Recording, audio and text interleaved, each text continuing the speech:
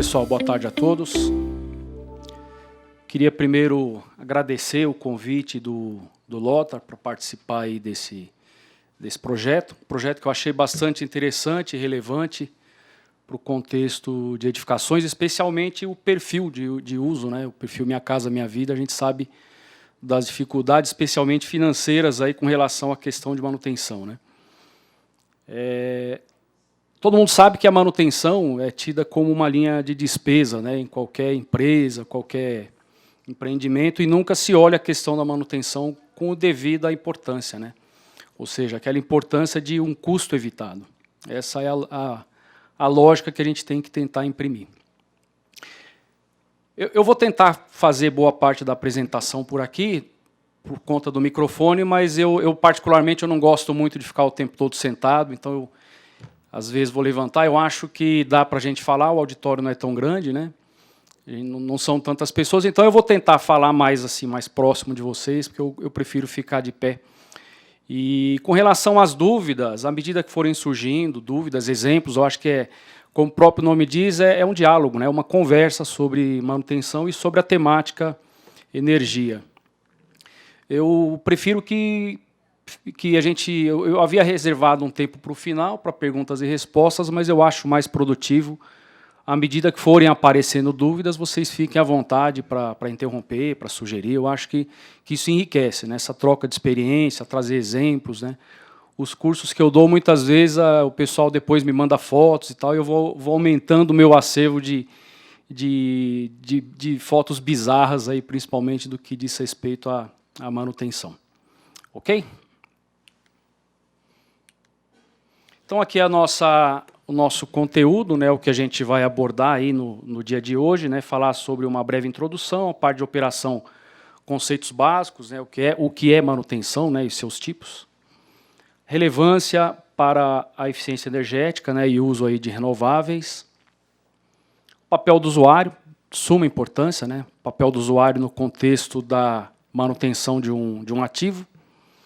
E aí a gente fecha, e eu havia separado lá um bloco para perguntas e respostas, mas no final a gente pode, apesar de a gente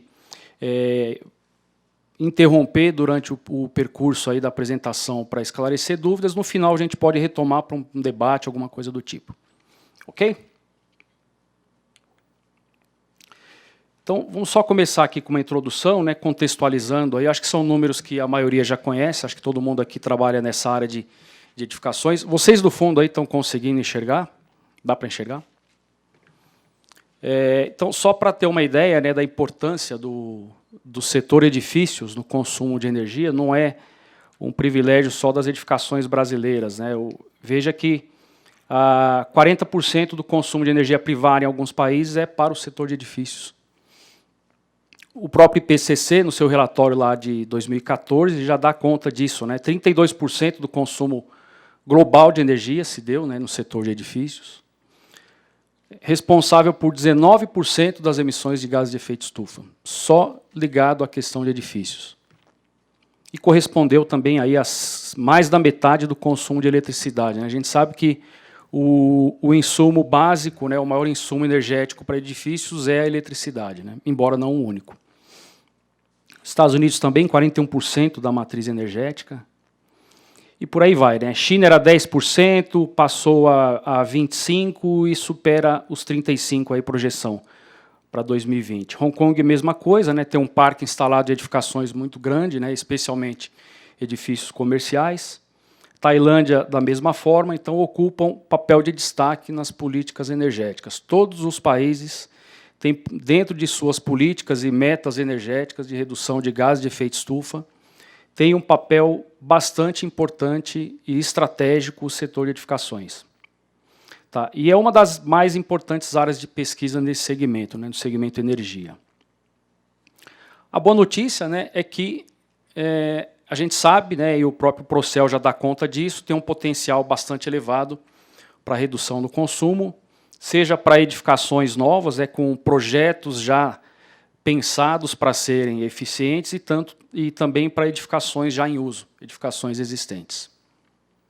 E nenhum outro segmento tem um potencial tão grande, né, para a redução de consumo de energia e, consequentemente, gases de efeito estufa.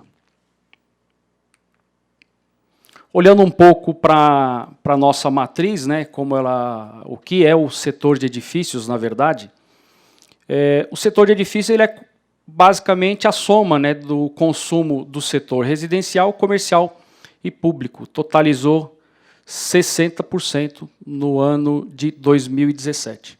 Tá? E é um número crescente. Isso vem ao longo do tempo sistematicamente crescendo. Olhando lá para o setor residencial, né, que é o foco dessa conversa, 25%.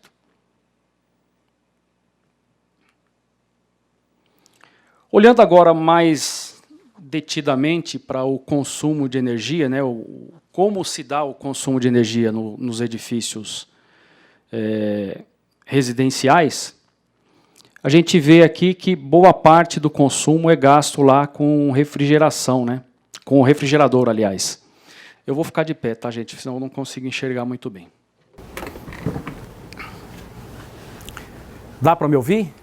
Sim. Vou ficar mais próximo aqui de vocês. Tá, então, a gente vê só a geladeira, né, gente? O refrigerador, em torno aí de 30%. Aqui tem condições de inverno e verão, que a gente sabe que existe um impacto grande da questão clima, né? Então, refrigerador aí uma parcela importante, chuveiro, né, sempre foi o grande vilão, né, do consumo de energia.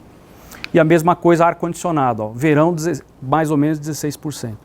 Então a gente consegue olhar e a iluminação, apesar de ter uma fatia grande aqui, vem ao longo do tempo passando por grandes transformações, né? A gente sabe que uma das áreas que mais evoluiu em termos de eficiência é a iluminação. Isso aqui é um dado um pouco antigo. Tá todo mundo aguardando ansiosamente aí uma pesquisa nova, né, de atos e posses para revalidar esses números, mas isso aqui não deve fugir muito a essa realidade, a menos da iluminação. Ano que vem vai ter. Ano que vem? Ótimo. Espera-se grandes mudanças, principalmente da questão de iluminação, né? Acho que é um dos grandes fatores aí que vai se refletir. A mesma coisa, consumo típico, né, por pessoa e por residência. Então, estratificado aqui por região, né, norte, nordeste. E aqui a gente tem também consumo diário por pessoa, ou seja, com esses dados é possível fazer uma inferência, né, uma avaliação, uma predição de consumo. Eu vou botar esse púlpito aí para o senhor e botar o microfone. Ótimo. Pode ser. Eu acho que fica melhor, né? Eu vou ficar sem voz daqui a pouco. Esse microfone aqui é só para gravação, tá, gente?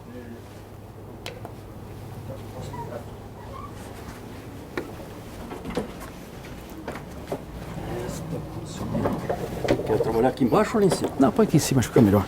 Tá bom. Eu estava lá embaixo por causa do... ficar mais próximo. Aqui já está ótimo. Isso. Agora sim.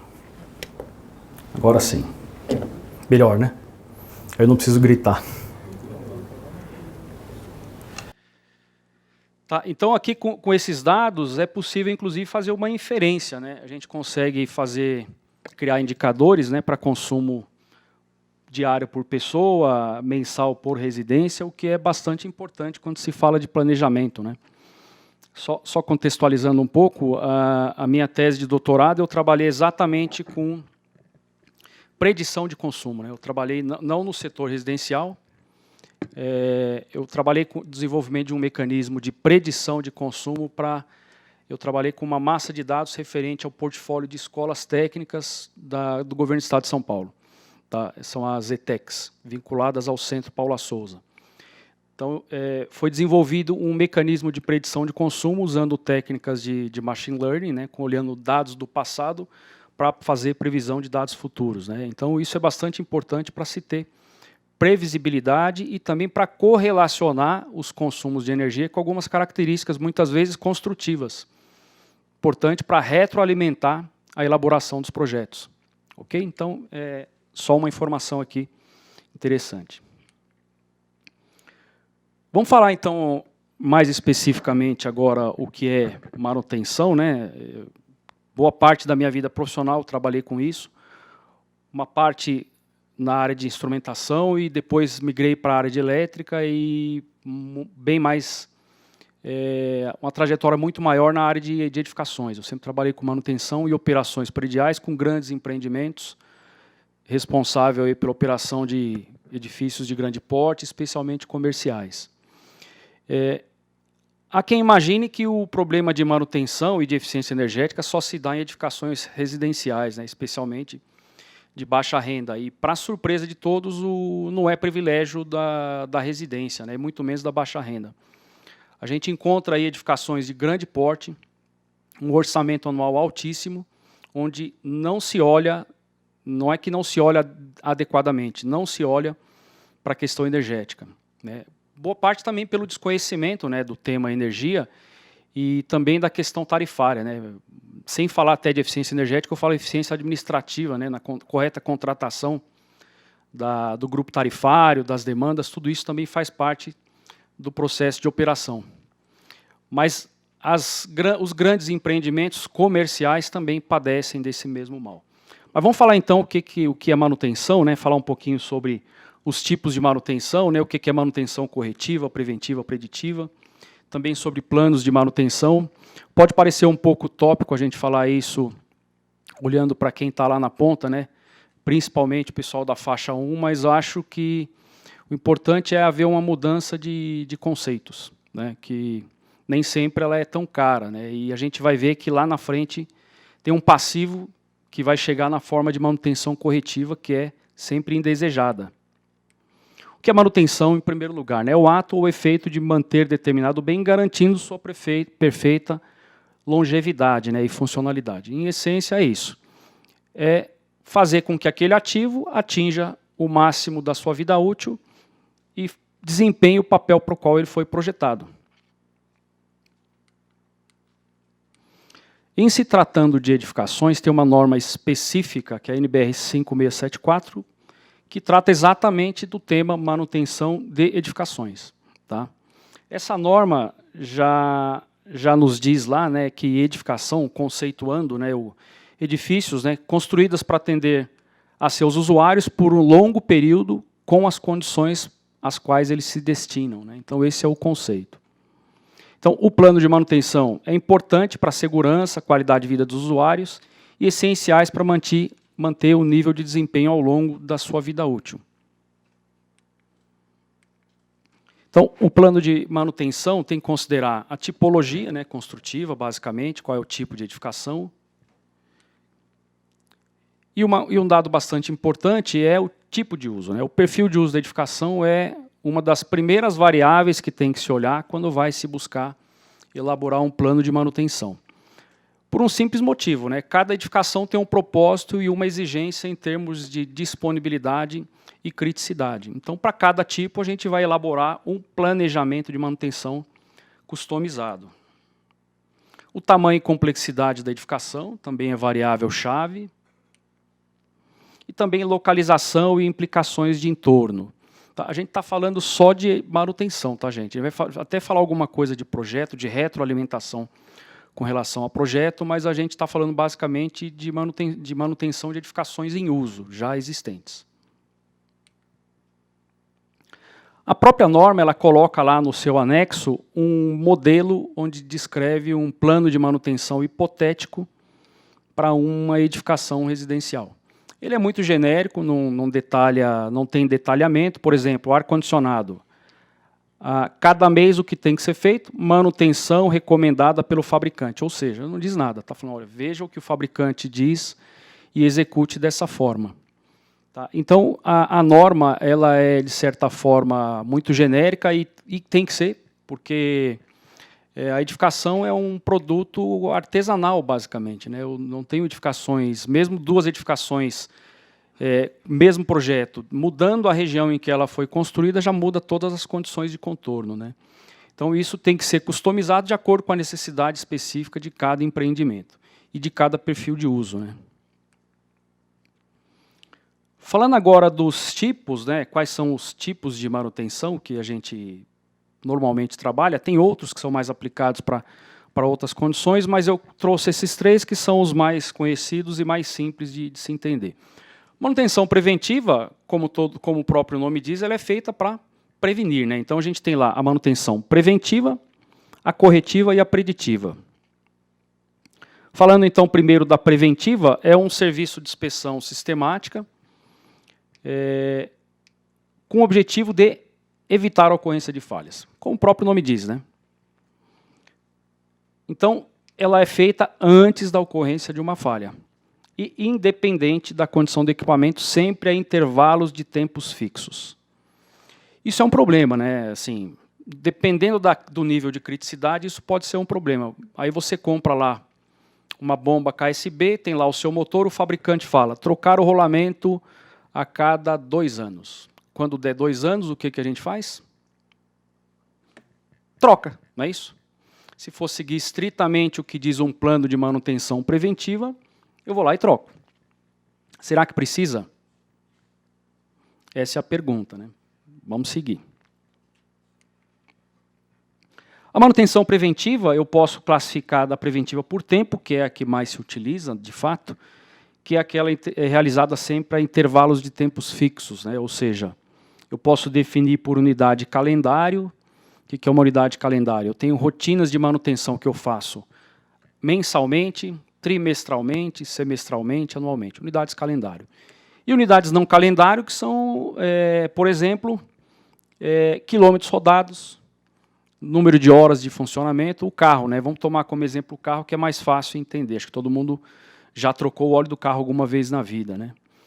O fabricante fala, você troca o óleo, se for um óleo semissintético, a cada 5.000 quilômetros ou 6 meses, não é isso?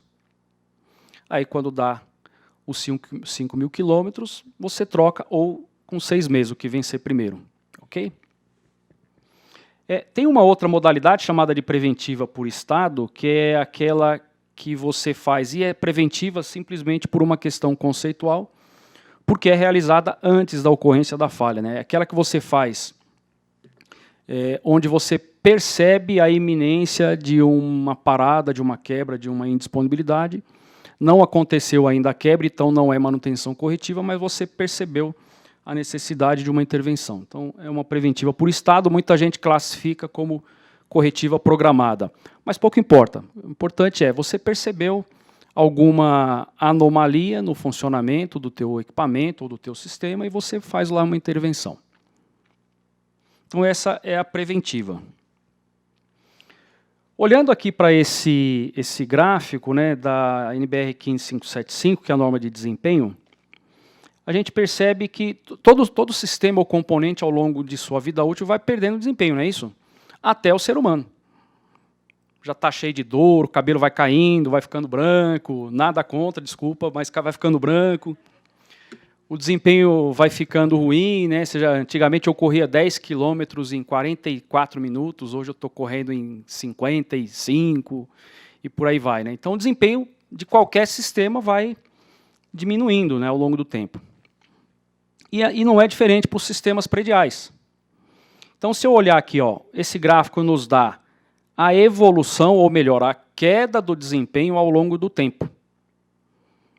Considerando que eu tenho nessa linha tracejada o desempenho mínimo aceitável, onde abaixo dessa linha eu vou promover a troca do equipamento, não é mais aceitável sua operação, veja que eu tenho aqui esses dentes aqui, onde eu tenho uma elevação do desempenho proporcionada pelas intervenções de manutenção. Então, o objetivo a priori do nosso sistema de manutenção preventiva, especialmente, é tentar, veja bem, tentar, porque mesmo assim, no horizonte mais longo, eu nunca vou conseguir restabelecer a condição anterior e eu sempre tenho uma pequena redução no valor do desempenho. Então, se eu olhar isso ao longo do tempo, vai chegar uma hora que, mesmo com as intervenções de manutenção, eu vou atingir o valor mínimo aceitável para promover a troca. Agora, vamos prolongar essa linha nesse primeiro intervalo aqui no D0, supondo que não se fizesse nenhuma intervenção de manutenção. Olha o que ia acontecer. Eu ia atingir o meu desempenho mínimo aceitável antes do previsto. Então, esse é o objetivo a priori das intervenções de manutenção, especialmente preventivas. Prevenir a ocorrência de falhas e fazer com que aquele ativo, aquele sistema, atinja a chamada vida útil de projeto, que é a vida útil considerada desde que você faça as devidas intervenções de manutenção. Ok? Veja lá, ó, manutenção obrigatória pelo usuário. Está lá na NBR 15575. Pô, legal, então eu vou chegar lá para o pessoal lá do Minha Casa Minha Vida e vou falar, olha, você é obrigado a fazer a manutenção preventiva conforme a NBR 15575 ou a 5674, né? A gente vai ver mais à frente algumas reflexões a respeito disso.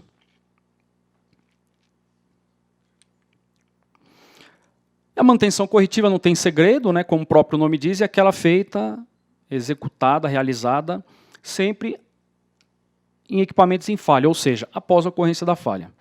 Então, quebrou o equipamento, vou lá, troco, conserto, faço uma intervenção qualquer. É sempre importante a gente classificar as classes, né, ou os níveis de prioridade das intervenções em função da criticidade. Eu não posso dar o mesmo grau de criticidade para qualquer tipo de falha dentro de uma operação de uma edificação qualquer. Então é importante você sempre categorizar. Ou classe ABC, prioridade 1, 2, 3, ou algo do tipo. Quanto é que custa isso, gente? Vamos ver, olha só. Considerando aí, essa lei é bem conhecida aí na área de manutenção, chama Lei de Sitter. Considerando aí os custos de manutenção, né, aqui nesse eixo, e aqui eu tenho todo o ciclo de vida de uma edificação, dentro da operação, a gente vai falar mais um pouco sobre ciclo de vida, mas só considerando a fase desde a concepção até a operação. Considerando lá um custo unitário para a fase de projeto, e de fato, né, o projeto, qualquer alteração que você tenha que fazer na fase de projeto, não tem lá grandes custos, né? Basta retroagir no que foi feito e redesenhar, refazer, recalcular, enfim. É o nosso custo baseline, né, unitário. Durante a execução, eu já tenho lá um certo valor adicionado por conta, muitas vezes, de retrabalho, né? Percebi problemas no meu projeto, já está em execução, aí eu tenho, às vezes, retrabalho, mas ainda assim pequeno. Mas o grande volume mesmo de recurso financeiro está lá na fase de operação, que envolve manutenção preventiva e manutenção corretiva. Isso só olhando para manutenção, tá, gente? Eu não estou colocando aqui os custos operacionais, como, por exemplo, insumos, né? Água, energia, basicamente, em alguns casos, gás natural. Mas, vejam só, a manutenção preventiva, enquanto eu tenho lá valendo 25 unidades monetárias, eu tenho lá a manutenção corretiva indo lá para a estratosfera, né? Alguém aqui já trocou correia dentada de carro? Quem já trocou? Então vamos fazer uma enquete aqui. Esqueci seu nome. Marina. A Marina, você trocou antes ou depois da quebra? Antes, ótimo. Teve alguém aqui que trocou depois de quebrar? Então você deu sorte. Então todo mundo trocou durante a fase de manutenção preventiva. Você trocou quando quebrou? Você levantou a mão? Não. Ninguém fala, fica todo mundo com vergonha, né? Fala, não, imagina, pagar esse mico, gastei R$3.000 para trocar a correia dentada na fase de manutenção corretiva, quando poderia gastar 200 na preventiva, não é isso? E é essa ordem de grandeza, né? Uma correia dentada, claro, depende do tipo de carro, R$200, R$300, se fizer nessa fase, né? Preventiva. Ah, mas eu não, acho que dá para andar mais um pouco. Meu carro está com 50 mil, não está fazendo barulho. R$300 é dinheiro, né? Dá para fazer o churrasquinho no fim de semana. Vamos andar mais um pouquinho, vamos postergar esse custo. Quebrou a correia, R$3.000. Tá? Então, o importante a gente saber é que a manutenção corretiva ela é cara porque muitas vezes eu tenho que arcar com custos não só do componente, né? Tem que arcar com custos também de outros componentes que são danificados em função dessa quebra. Tá? Isso vale para o carro, vale para a edificação, seja qual for o tipo de uso. Se for uma indústria, ainda tem o problema da parada de produção, né? Imagina, eu paro uma produção, deixo de faturar. Então, a manutenção corretiva tem que ser sempre evitada a qualquer preço, né?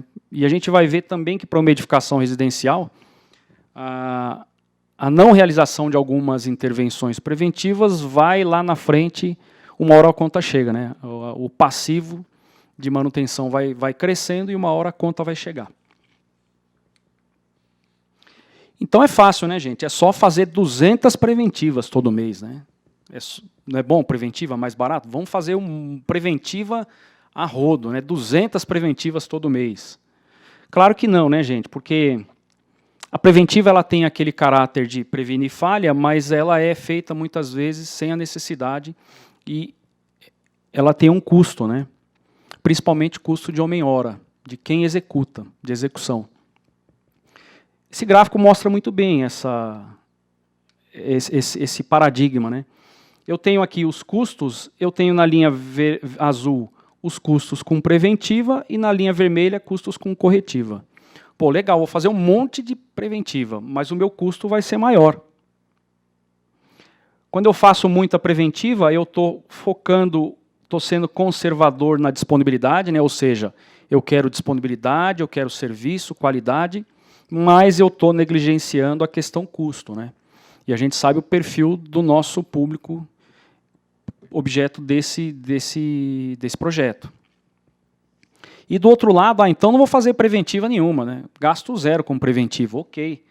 Custo zero agora no início, mas lá na frente eu vou ter um custo alto de corretiva, tá? Que é o passivo que uma hora vai chegar, né? Ok?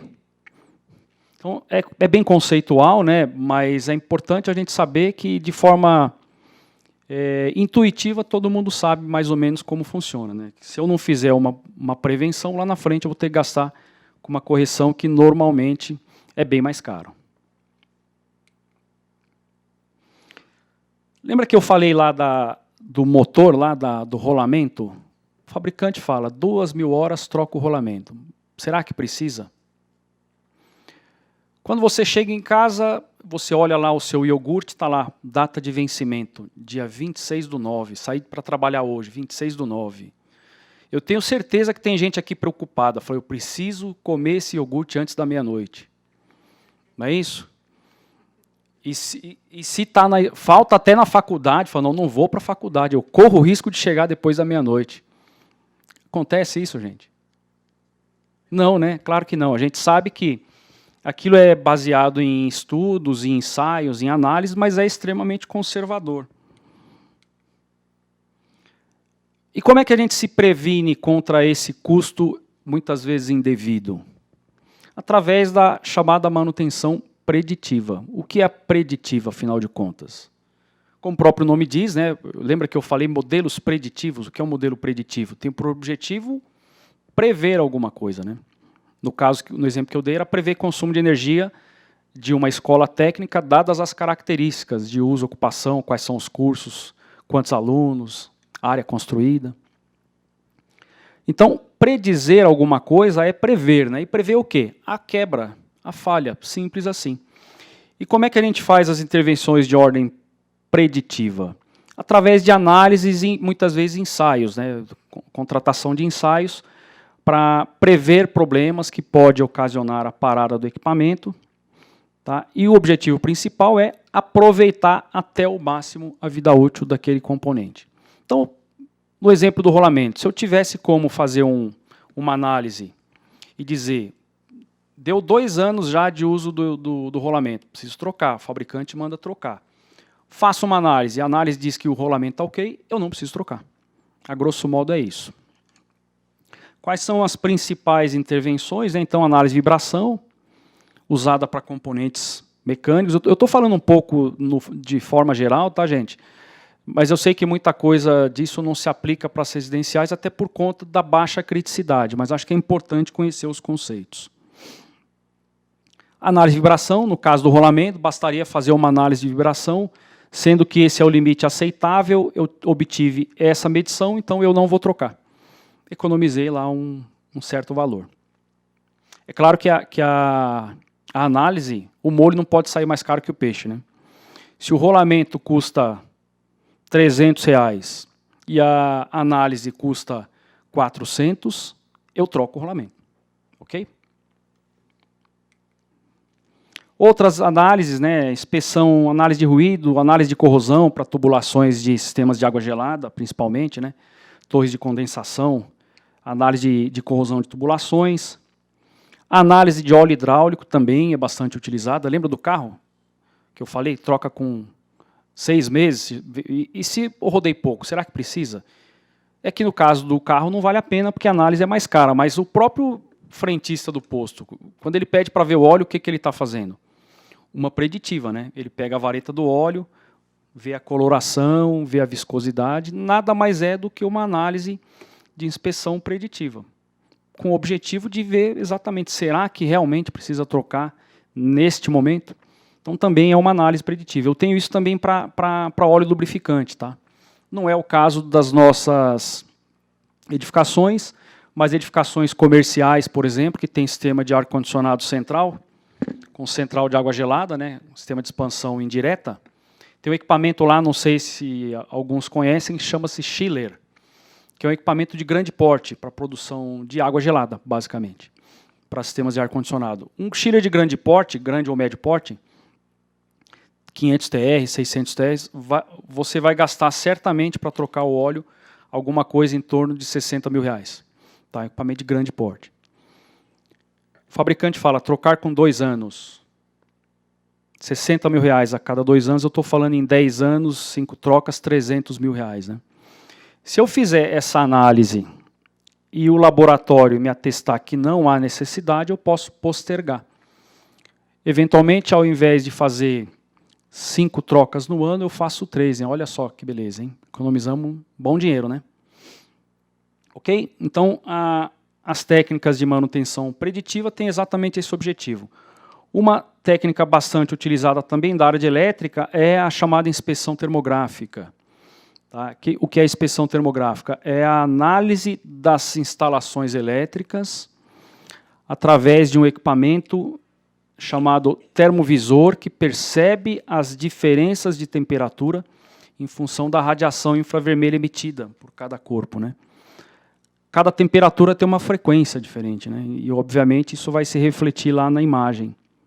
E qual o objetivo de ver temperatura num quadro elétrico, por exemplo? É exatamente identificar pontos aí de sobrecarga, né, para fazer uma intervenção, ou potenciais pontos de curto-circuito. Facilita bastante as intervenções de ordem corretiva, porque eu vou ser mais assertivo. Eu vou exatamente nos pontos em que eu identifiquei aquecimento. Só para ter uma ideia, 90% dos problemas de aquecimento em quadro como esse aqui, basta fazer um reaperto.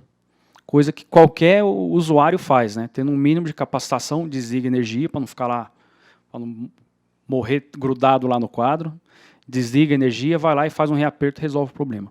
Claro que é uma intervenção que também não é barata, né? Tudo isso que a gente está falando são intervenções que têm custos.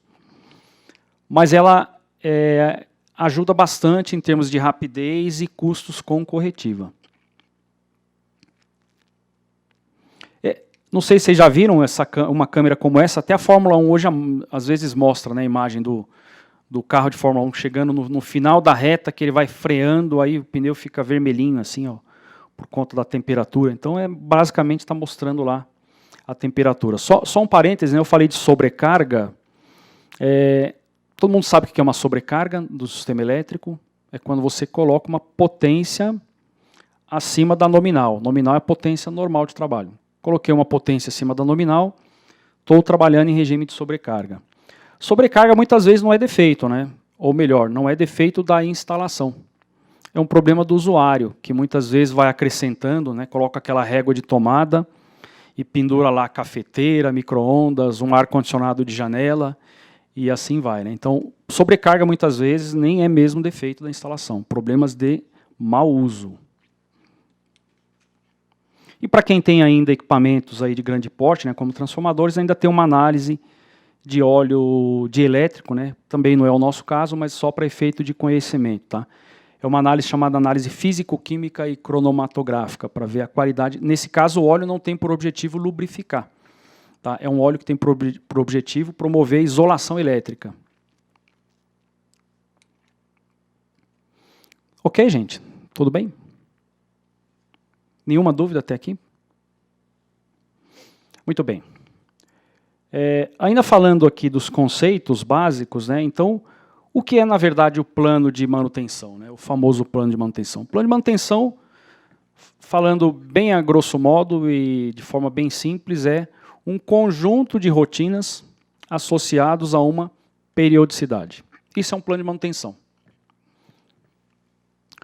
Ele tem algumas etapas para a sua elaboração. Em primeiro lugar, é a pergunta, manutenção do quê? Quando você fala, vamos elaborar um plano de manutenção. Manutenção do quê? Primeiro passo é elaborar um inventário, né? Eu tenho que cadastrar, eu tenho que ter um cadastro de todos os itens que serão objeto da sua manutenção. Todos, né? Sistemas de civil, laje, telhado, grelhas e ralos, rufos, fachadas e por aí vai. Todos os hidrossanitários, né, bomba de recalque, válvulas, caixas, sifão, torneira. Quando aplicável, também sistemas de ar-condicionado. Né, quando, eu não sei qual é o percentual, imagino que poucos empreendimentos devem ter, né, mas a gente vai falar um pouquinho sobre o projeto também. Mas o ar-condicionado ele tem um peso grande no consumo de energia. Parte elétrica, né, tanto a parte de quadros, iluminação, tomadas interruptores, e também sistemas de combate a incêndio, também quando aplicável, né, principalmente para condomínios verticais. Para cada item desse, eu vou ter que elaborar quais são as rotinas que eu tenho que fazer e com que frequência. Muitas vezes, gente, como eu digo, rotinas que basicamente o próprio usuário pode fazer. Ele não pode fazer uma limpeza de grelhas e ralos, eu tenho lá uma série de ralos e rufos e mesmo calhas, ele não pode fazer? Pode. O que precisa é sistematizar uma frequência de execução e sensibilizar o usuário para a sua real necessidade. Esse é o ponto. Então, para cada item desse, há que se elaborar um conjunto de rotinas de manutenção e com que frequência eu executo. Ok?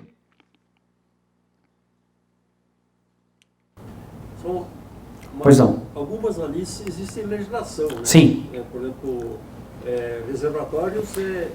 Semestralmente, eu não sei aqui se é Brasil, mas boa parte dos estados, existe legislação estadual que obriga você a fazer, por exemplo, semestralmente limpeza e desinfecção de reservatórios.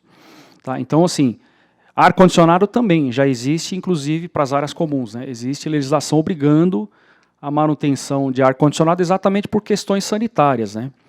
Prédios residenciais nem tanto, mas fazendo um paralelo com prédio comercial, existe resolução da Anvisa, inclusive, a RE9 da Anvisa, que obriga a uma série de intervenções no sistema de ar-condicionado por conta exatamente do risco sanitário. Né? Isso ocorreu lá em 98, começou lá em 98 com a portaria 3523, logo depois da morte do então ministro Sérgio Mota, né, ministro das Comunicações, e à época foi atribuído sua morte à contaminação pelo sistema de ar-condicionado, que foi quando surgiu lá o termo síndrome dos edifícios doentes. Né? Alguém já ouviu esse termo?